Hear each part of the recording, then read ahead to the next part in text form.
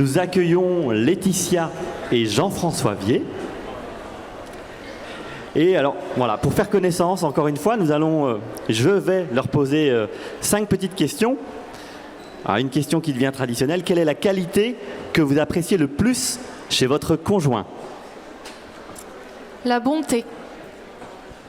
La douce persévérance. Quelle est votre occupation préférée? La peinture et la sculpture. Le jardinage. 3e question, quel est votre saint préféré? Alors on en a un aujourd'hui. Alors aujourd'hui, tout particulièrement, Saint Luigi Scrosoppi, qui est le saint patron des footballeurs qui aimait bien la France.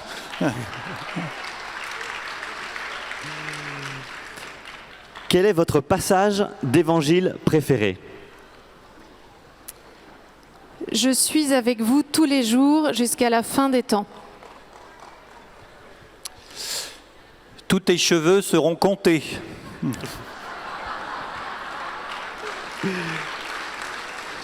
Et pour finir, quel cadeau avez-vous reçu de Jésus pendant cette session? La grâce des frères. La grâce de ralentir, de savoir retrouver le temps de Dieu. Amen. Amen. Merci, Guillaume. Bien, Seigneur Esprit Saint, maintenant, viens inspirer Jean-François et Laetitia et viens ouvrir chacun de nos cœurs. Viens, Esprit de sainteté, viens, Esprit de lumière, viens, Esprit de feu, viens nous embraser.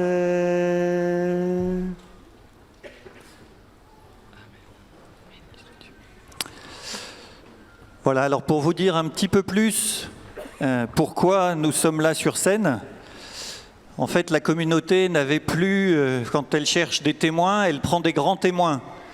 Et puis comme ils n'avaient plus de grands témoins en stock, ils ont pris des témoins grands. Voilà, alors vous rigolez, mais mardi dernier on vous a demandé vos pointures. Alors tout est fiché, on ne sait jamais. Voilà. Le Père Christophe nous a dit dans son premier enseignement que l'amitié avec Jésus, c'est la sainteté.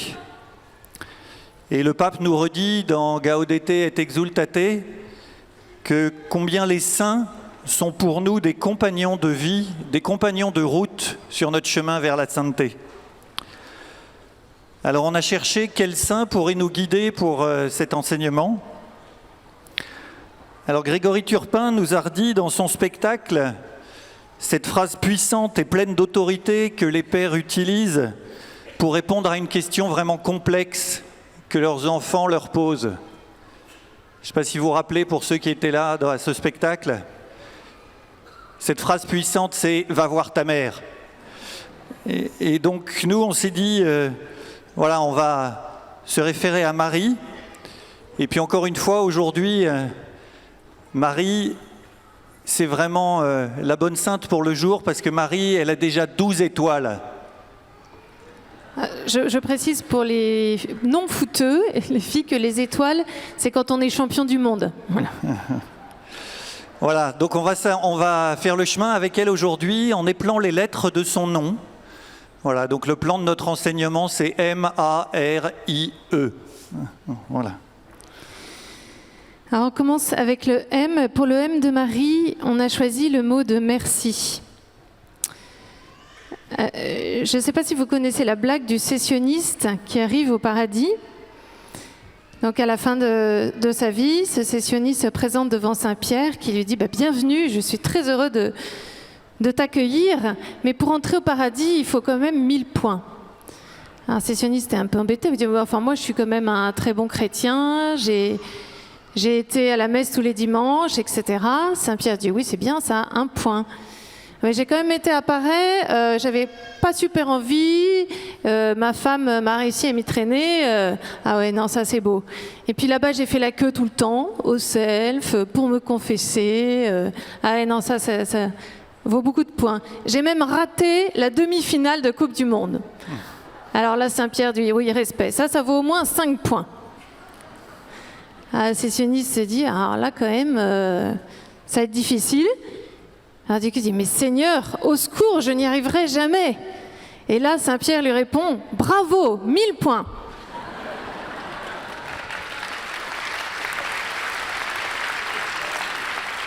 Tout ça pour vous dire qu'un enjeu de notre vie spirituelle, il me semble, c'est d'accueillir d'abord, de recevoir cette vie que le Seigneur veut nous donner. Si une comparaison, une image qui m'est venue, qui vaut vraiment ce qu'elle vaut, c'est celle des éponges magiques. Je ne sais pas si vos enfants ont ce genre de jeu, les miens avaient ça. C'est des espèces de toutes petites, des petits carrés qui ressemblent à rien, tous les mêmes. Et en fait, quand on les met sous l'eau, ils prennent leur forme définitive et ça peut se transformer, je ne sais pas, en cœur, en flamant rose, en que sais-je. Donc nous, on est un petit peu, voilà, dans ces petites éponges au départ. Dans la Genèse, Dieu dit « Faisons l'homme à notre image ». Faisons parce que c'est lui le créateur, mais nous, on a la liberté de se mettre sous cette source d'eau vive. Est-ce que nous recevons l'eau vive de l'Esprit? Est-ce que nous nous laissons faire pour devenir ce que nous sommes? Et en fait, cela implique de se mettre sous la source, cela implique une dépendance. Et la dépendance, vous savez, c'est tout sauf tendance.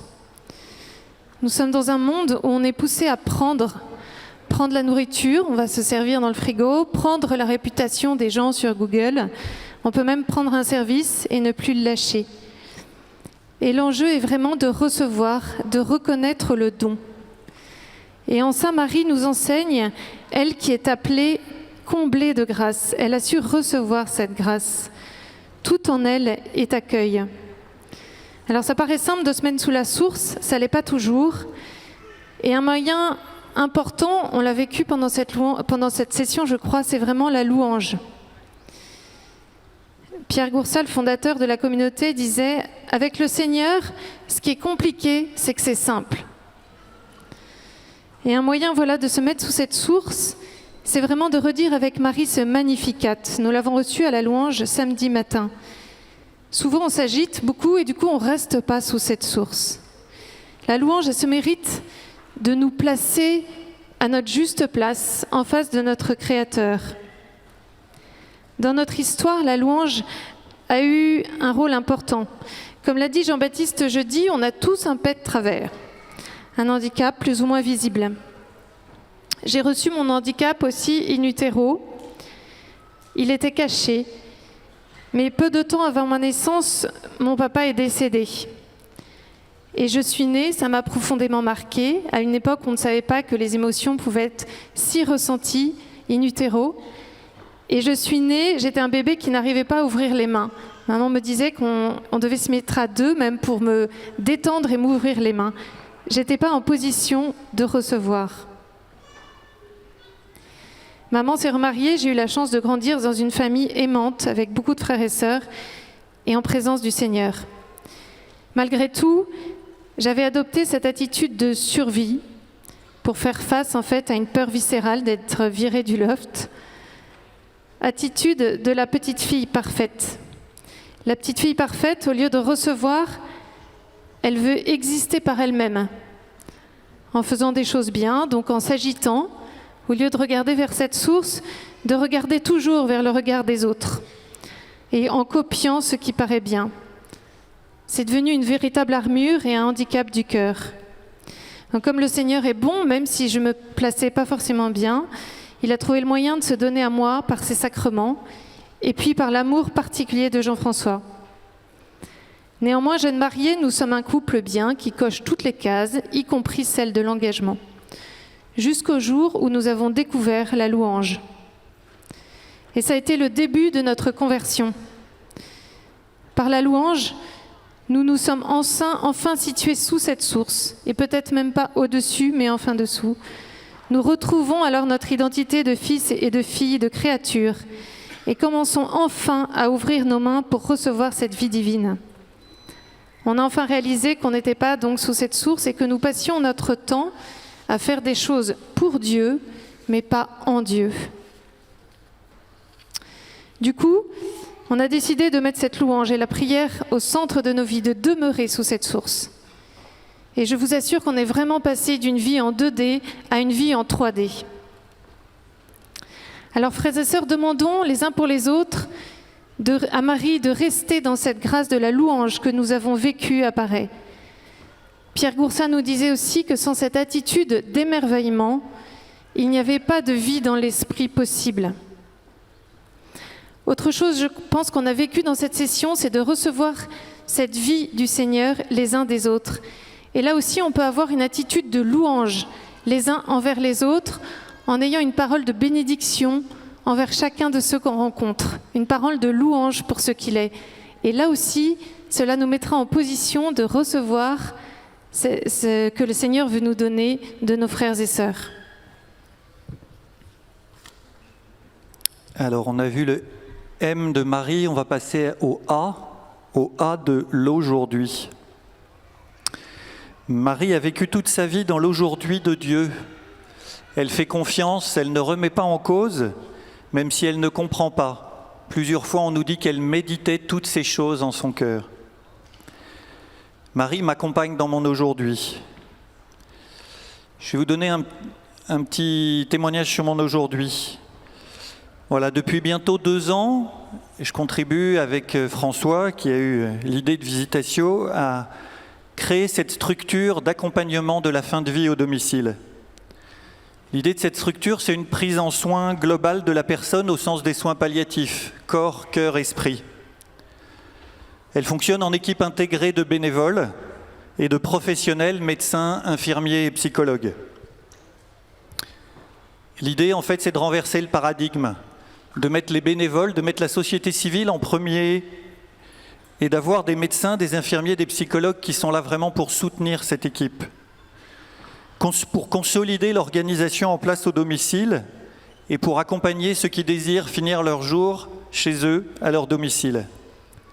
L'idée, c'est de créer une dynamique de quartier en se mobilisant tous les uns les autres, puisque les bénévoles viennent de l'origine de la paroisse. Alors, pourquoi et comment je me suis lancé dans ce job ? C'est vraiment ce qu'on appelle une conversion au sens de se retourner.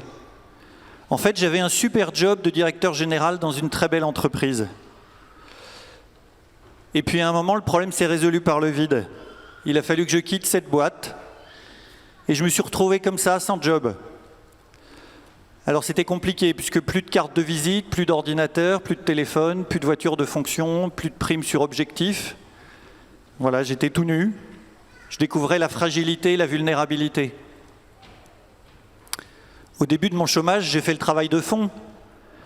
J'ai relu mon expérience pro pour déterminer mes compétences, pour voir ma valeur ajoutée. J'ai sollicité des tas de gens. Normal pour chercher un job. C'était bon, j'ai labouré la terre, mais c'est moi qui cherchais à faire germer les choses. Je vous disais que mon activité préférée, c'était le jardinage. Une des choses merveilleuses dans le jardinage, c'est qu'on se donne beaucoup de peine et puis ça pousse ou ça pousse pas. Et là, en fait, voilà, je labourais, mais en fait, je faisais tout à la force du poignet, ça ne se concrétisait pas. Un jour, un ami m'a demandé si je pouvais donner un coup de main à un de ses amis qui voulait comprendre les équilibres économiques de mon ancien métier. J'étais dans la santé à domicile. Alors il m'a dit, c'est un projet un peu fumeux, mais le gars est vraiment super bien, son projet est vraiment chouette. Donc j'ai rencontré François qui avait reçu et conçu Visitatio, ce projet d'accompagnement de la fin de vie au domicile. Voilà, et donc au début je lui dis, bah oui, je vais lui donner un coup de main, je vais lui expliquer les équilibres du métier, et puis petit à petit je suis rentré dans ce métier, et en fait, m'étant mis en position de rendre service, d'aider, en fait j'ai découvert que c'est là que j'étais appelé. Alors j'ai fait un vrai discernement, pourquoi passer d'un job de salarié avec un vrai statut social à un job d'entrepreneur, de créateur d'une start-up associative. Bon, au départ, ça nous a été rendu possible, parce que mon départ s'est passé dans de très bonnes conditions financières, et puis nous avions un toit au-dessus de la tête, papa étant parti 3 ans plus tôt au ciel. L'idée de le fondement du projet, c'est de s'appuyer sur des communautés existantes pour Visitatio, sur les paroisses catholiques, pour rassembler des gens, pour mobiliser à l'échelle du quartier, pour mobiliser ces bénévoles pour se mettre au service de leurs voisins. Je trouvais que c'était génial, que c'était tout à fait dans l'air du temps, du collaboratif. J'ai vu que ce projet correspondait vraiment à mes compétences. Et puis j'ai vu que ce projet avait une vraie réalité sociale et économique. Le secteur de la santé et de la fin de vie en particulier est dans le même état que, je vous fais un peu le pitch qu'on fait aux investisseurs, il est dans le même état que le secteur du transport au moment où Uber a émergé. Il y a vraiment de la place pour de l'innovation de rupture. Et on s'est dit oui, ce projet est une innovation de rupture et c'est peut-être ça la chose qui va changer. Et puis enfin, il répond à mon désir profond de contribuer à rendre le monde plus humain. La fin de vie, comme le handicap, c'est le lieu de la très grande vulnérabilité. Le cœur est ouvert. C'est aussi sans doute une des raisons pour lesquelles on est là devant vous ce matin. Laetitia accompagne à l'hôpital. Et donc moi, je mets mes forces et mon cœur au service de ce projet. Et vraiment, cette vulnérabilité, on découvre que, en fait, c'est vraiment le seul moyen d'aller au bout de nous-mêmes, d'accueillir la paix spirituelle en chaque homme et chaque femme. Voilà, en fait, un des enjeux, on voit dans notre monde qui technicise beaucoup les choses. En fait, c'est bien de techniciser, c'est nécessaire. Mais en fait, si on ne va pas au cœur, si on n'arrive pas quand on va à la rencontre de la personne, alors on peut le dire ou on peut ne pas le dire. Mais si on n'a pas au cœur, en fait, que le cœur de cette personne est sans repos tant qu'il ne demeure en Dieu, eh bien, on n'arrivera pas à consolider la situation. Voilà. Donc, on s'agite et on passe à côté de l'essentiel. Alors, j'ai décidé de me jeter à l'eau. Un frère franciscain de Cholet m'a dit « Ok, avance. Ton discernement, tu l'as posé, mais demande des signes. » Alors, j'ai demandé des confirmations à Jésus. Et si ça ne doit pas être ça, s'il te plaît, mets-toi en travers de notre chemin. Alors au bout de 3 mois, on s'est dit que c'était bien cette idée, mais il fallait faire un pilote. Pour faire un pilote, il faut de l'argent, pour former les bénévoles, pour recruter les soignants. Alors on avait travaillé des pistes avec François, on avait bien labouré, on avait transpiré, puis ça avançait pas beaucoup. Puis on était là quand s'annonce une journée de rencontre sur les soins palliatifs à Paris. Elle avait un beau plateau, un beau contenu. On s'est dit, il faut y aller, c'est sûr. Puis on a eu des tas de contrariétés. Je vous en cite une, par exemple, ma lettre d'inscription, elle n'est jamais arrivée. Pourtant, je l'avais écrite et envoyée à l'heure. Donc, j'avais pas de place et j'ai pas pu y aller. Quelques jours avant la rencontre, j'étais allé prier et puis je me suis dit, non, en fait, c'est du combat. Il faut vraiment que j'y aille à cette journée. Donc, le matin, je me lève de bonne heure, je pars, panne de train, les contrariétés continuent. Donc, c'est pas grave, je prends un autre itinéraire. Et puis dans le métro, en fait, je dis mon chapelet. L'habitude que j'ai, c'est de dire mon chapelet. Et puis, je sors du métro comme une balle, en courant à fond, en me disant « il faut que je rattrape le retard ». J'avais prévu d'arriver en avance pour faire du charme à la dame de l'accueil, pour lui demander de quand même pouvoir rentrer. Là, je suis déjà en retard, c'est mal parti. Et donc, je courais dans la rue, puis d'un seul coup, je suis apostrophé par une dame qui me dit « vous allez sûrement à la journée sur les soins palliatifs ». Alors cette dame, je ne la connaissais pas du tout et j'ai été vraiment tenté de partir en la plantant là. Et puis j'avais toujours la main dans ma poche et j'ai senti mon chapelet. Et je me suis dit non, accueille cette dame. Et la dame me regarde, elle me dit vous allez pouvoir me guider, moi je vais à la journée sur les soins palliatifs. Alors on discute un petit peu et puis je lui parle un peu de Visitatio et là elle me fait un clin d'œil. Et elle me dit, j'aime beaucoup ce nom de Visitatio. Et puis, je lui dis, ouais, je suis embêté, en fait, j'ai pas de place. Elle me dit, oh, c'est pas grave, je connais tout le monde, on va rentrer ensemble. Et donc, elle me prend par le bras et on fait coucou à tout le monde et on rentre. Voilà. Et puis après, elle me dit, redites-moi votre projet. Ah oui, je pense que ça va beaucoup plaire à la fondation pour laquelle je travaille. Tenez, voilà ma carte, rappelez-les, vraiment, ils pourront faire quelque chose pour vous. Voilà, et c'est la première fondation qui nous a lancé et qui nous a financé dans Visitatio. Merci Marie.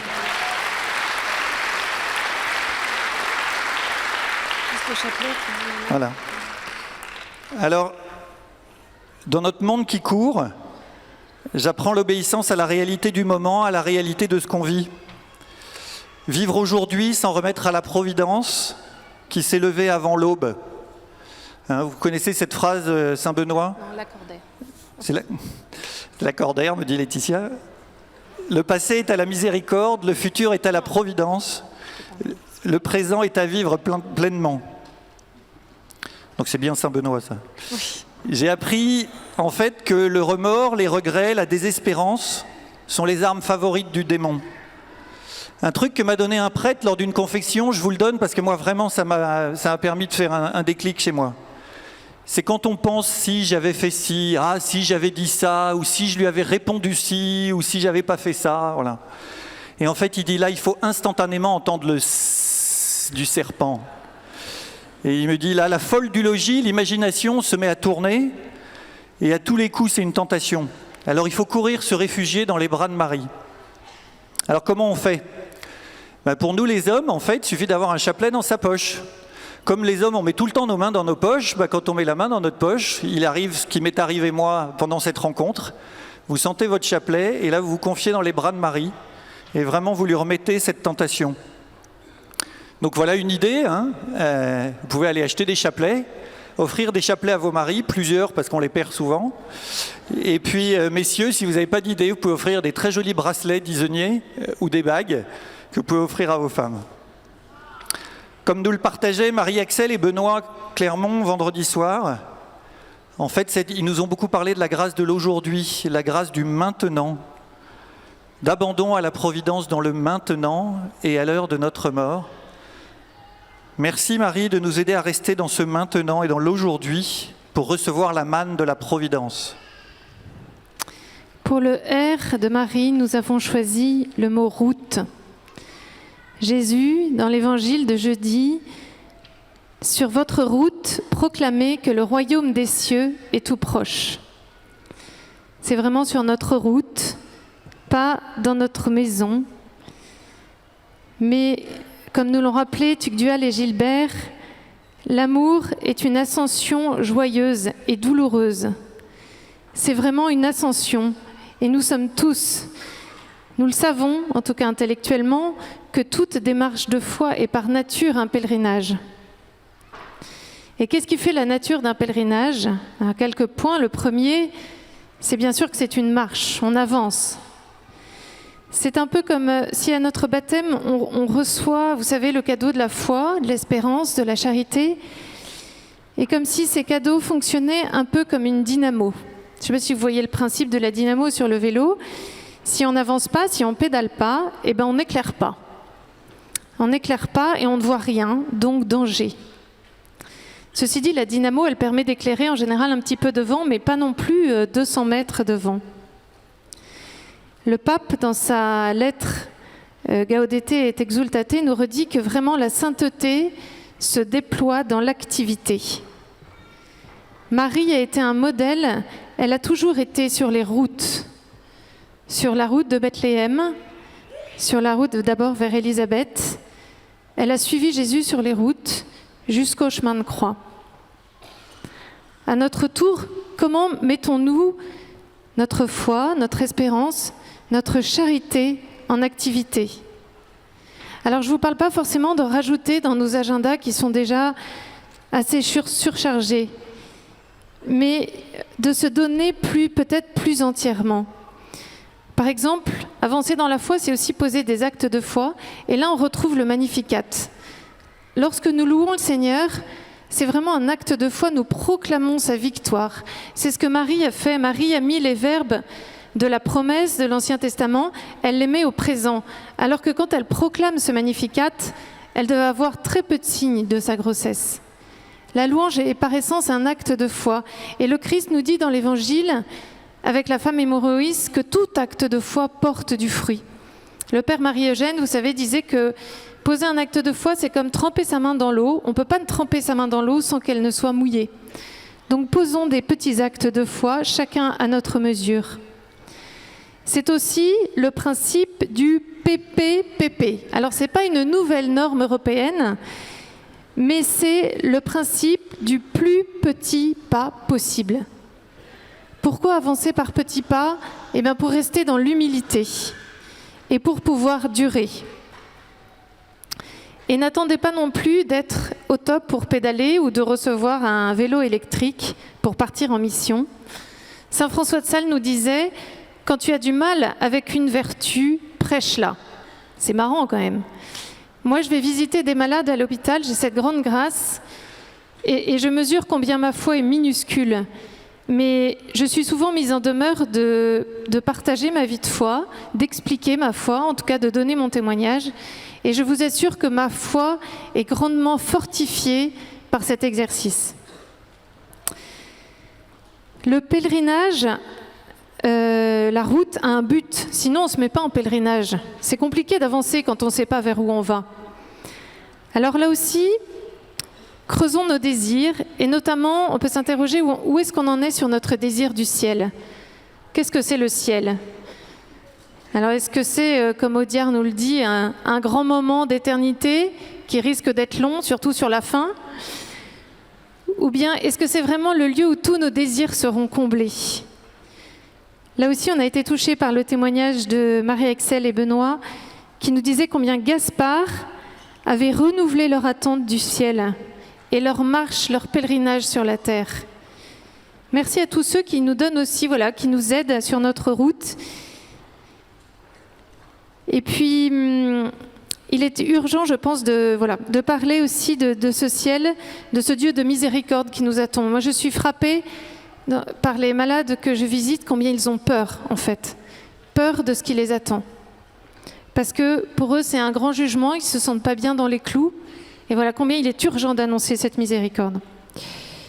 C'est aussi le sens de Visitatio, de remettre cette mort dans la société et ça change la vie. Enfin, le pèlerinage s'inscrit dans le temps. Là aussi, grande difficulté pour nous qui sommes habitués au tout de suite. Je crois que nous pouvons vraiment demander, frères et sœurs, la grâce de la patience les uns pour les autres. Patience pour nous et aussi patience pour chacun de nos frères. C'est important aussi pour grandir, je pense, dans la vertu de patience, de relire sa vie. Encore un petit exercice que vous pouvez faire pendant ces vacances, relire aussi votre session pour y voir les grâces que le Seigneur vous a données, mais aussi relire vos vies pour voir combien le Seigneur était présent. C'est important de mesurer combien le Seigneur est là pour pouvoir à notre tour en témoigner. Et puis soyons patients. En ce qui me concerne, j'ai mis peut-être 10 ans à oser lever les mains à pareil. Voilà. Donc tous les espoirs sont permis pour ceux pour qui c'est difficile. Mais voyez là aussi combien on a à être enseigné par la liberté des uns et des autres. Merci à nos amis de l'ECH. Quand il y aura un but cet après-midi, tout le monde sera ouais comme ça. Vous y penserez. Hein. Il y a une victoire qui se présente, qui est peut-être la victoire de l'équipe de France, mais on pourrait peut-être lever les mains pareil pour la victoire du Christ, en particulier à Pâques. Hein. Donc pensez-y.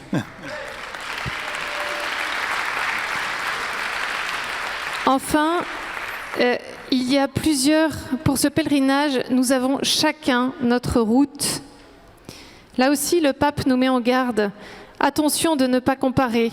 On voit toujours le chemin du voisin qui paraît beaucoup plus cool que le nôtre, alors qu'on est peut-être en pleine montée.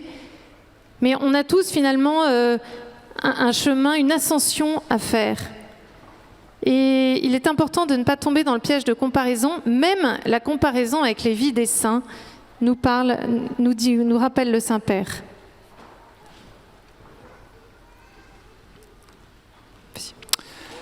Alors, M-A-R-I.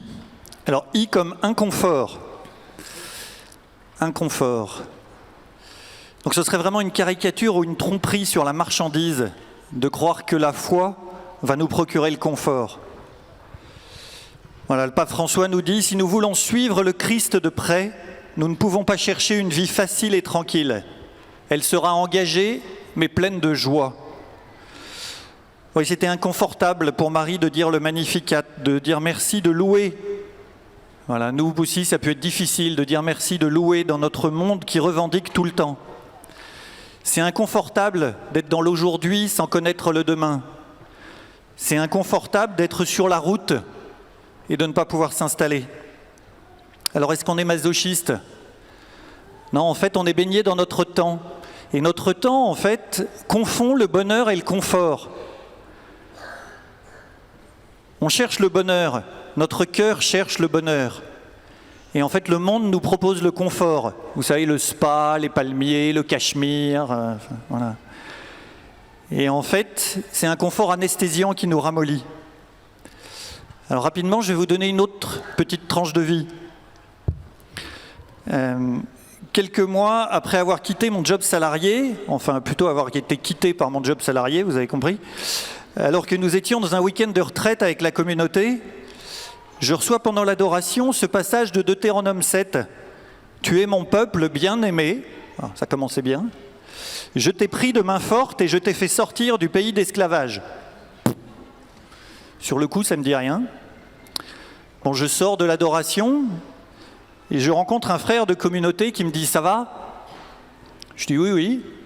Il me dit « Ça va ?» Je dis ben, « J'ai reçu ça dans l'adoration. Tu es mon peuple bien-aimé, je t'ai pris de main forte et je t'ai fait sortir du pays d'esclavage. » Alors vous savez, il y a des grands exégètes dans la communauté. Hein. Il me regarde intensément, il me prend le bras, il me fait « Waouh !» Alors, comme je crois à la grâce des frères, je me suis dit là, il faut que je bosse un peu. Et puis voilà, et puis en fait, en méditant cette parole, j'ai reçu, en fait, je me suis souvenu que je témoignais quelques jours plus tôt à un ami que je découvrais une vraie joie et un surcroît de liberté. Et ben oui, j'étais esclave de cette situation installée depuis 20 ans. Et le Seigneur a permis que cette perte de job soit la taille d'une branche. Vous savez, dans le serment et la vigne, le Seigneur taille des branches qui portent du fruit pour réorienter la sève vers d'autres branches. Voilà. Donc il s'est permis de me proposer cette nouvelle voie, cette période de transition. Alors c'est pas lui qui m'a mis au chômage. Hein. Je m'y suis mis et puis les circonstances ont fait. Mais on fait ça. Mais en fait, le Seigneur a permis que cette nouvelle voie soit une phase de transition pour me proposer autre chose, sûrement plus riche en fruits qui demeurent. Voilà, je récrimine parfois, mais dans ce chemin de confiance, je goûte déjà un peu du goût savoureux des fruits qui demeurent. Plus de paix profonde, plus de vraie joie, plus de sens. Ça m'arrive d'être comme les Égyptiens parfois, hein, vous savez, quand ils étaient sortis du pays d'Égypte, ils reçoivent la manne, ils reçoivent tout ce qu'il faut, ils manquent de rien, et quand même ils pensent aux marmites de viande, aux oignons, tout ça qu'ils avaient quand ils étaient en Égypte. Et alors moi, de temps en temps, je pense, ah oui, si j'étais resté salarié, si, machin, et là je repense. Et donc merci Seigneur pour ta providence, merci pour ce que tu me donnes aujourd'hui. Alors dépassons mon petit bout de vie pour voir si le chemin de Marie a été confortable. Le chemin de Marie a été inconfortable. Dès l'Annonciation, il lui est dit « L'Esprit Saint te prendra sous son ombre ». Ce terme d'ombre est vraiment important. Oui, l'Esprit Saint se manifeste sous forme d'ombre aussi. Marie a eu des détachements à vivre. Elle a été étonnée des phrases de Siméon au temple. Elle a connu l'angoisse d'avoir perdu Jésus. Et puis en fait, elle a vécu la négation, ce qui pouvait apparaître, la négation totale de la promesse, au pied de la croix. Oui, elle était la mère du Sauveur et elle était au pied de la croix. Et justement, au pied de la croix, c'est là que lui est donnée sa mission, son identité de mère de l'Église. Marie a été présente au pied de la croix, elle a accompagné Jésus pendant tout son chemin de croix. Nous sommes dans un monde qui bannit la souffrance. La souffrance, elle n'est pas bonne pour elle-même. Plusieurs nous l'ont redit pendant cette session. Nous avons l'obligation de nous engager pleinement et complètement dans le combat contre la souffrance. Car la souffrance subie enferme et aliène.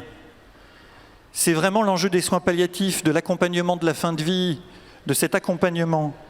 Que la personne puisse gérer elle-même non seulement sa douleur, mais qu'elle soit accompagnée dans sa souffrance psychologique, sociale et spirituelle. Force est de constater pour nous que la souffrance ou l'inconfort consenti a une valeur rédemptrice immense. On sera sûrement surpris au ciel. Ce n'est pas ceux qu'on voit sur les projecteurs, sur Facebook, ou pire, sur la scène apparaît, qui seront les premiers au ciel.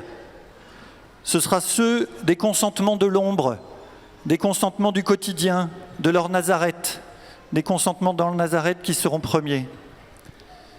Alors, dans la communauté, on a des frères et sœurs de la Croix Glorieuse qui offrent leur souffrance pour que Paray en particulier soit une pluie de grâce. Nous pensons par exemple à une sœur qui nous a édifiés alors qu'elle passait beaucoup de temps toute seule, perclue de rhumatisme.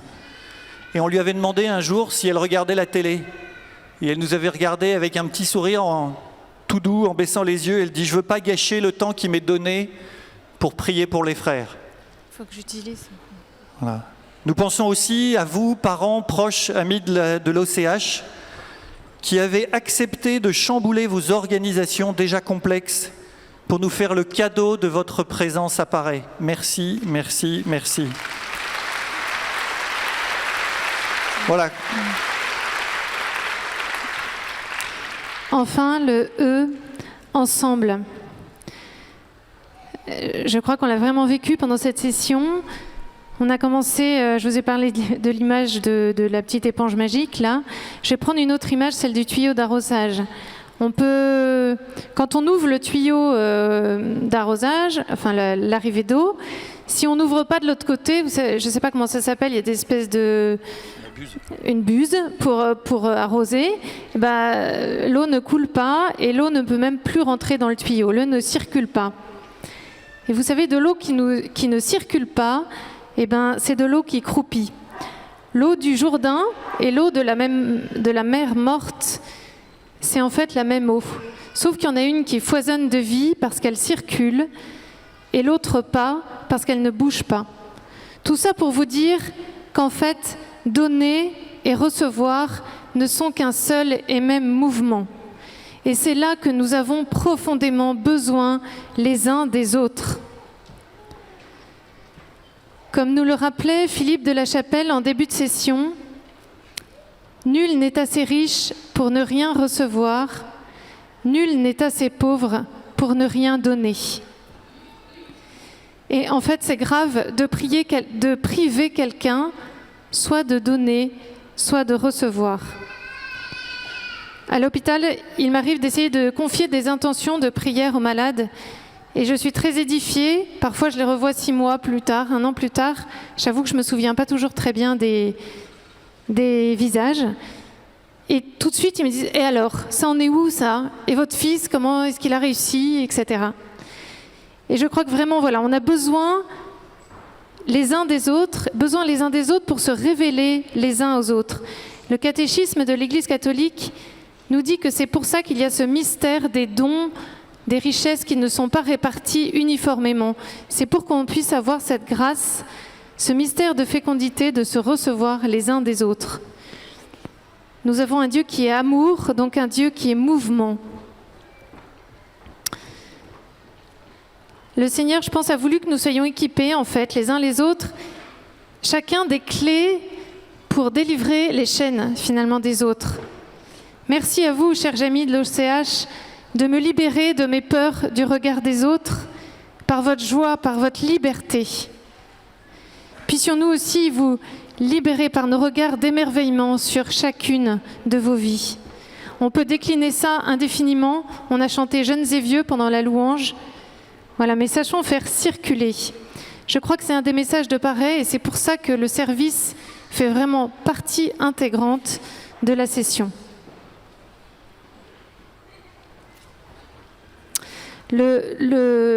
L'enjeu, je pense, de nos vies aussi, c'est vraiment, l'Évangile nous le dit, vous voyez, de passer de l'état de chameau à l'état de chat d'une aiguille.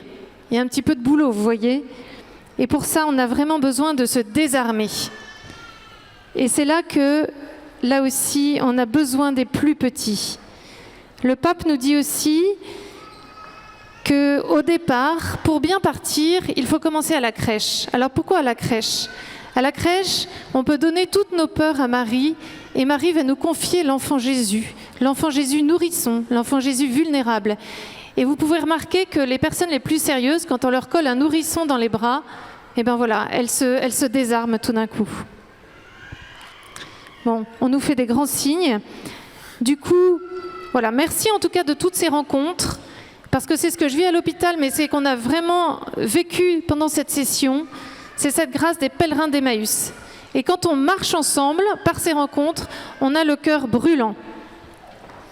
Alors pour terminer, nous voudrions tous ensemble nous tourner vers Marie, confier nos retours, confier nos Nazareth à notre maman du ciel. Si la régie veut bien nous mettre Voilà. la prière, que nous puissions On tous va vous afficher une prière, voilà, la si dire vous pouvez ensemble. la dire avec nous. On se met là parce qu'on ne la connaît pas. Et puis Marie est là. Voilà, pas- Voilà.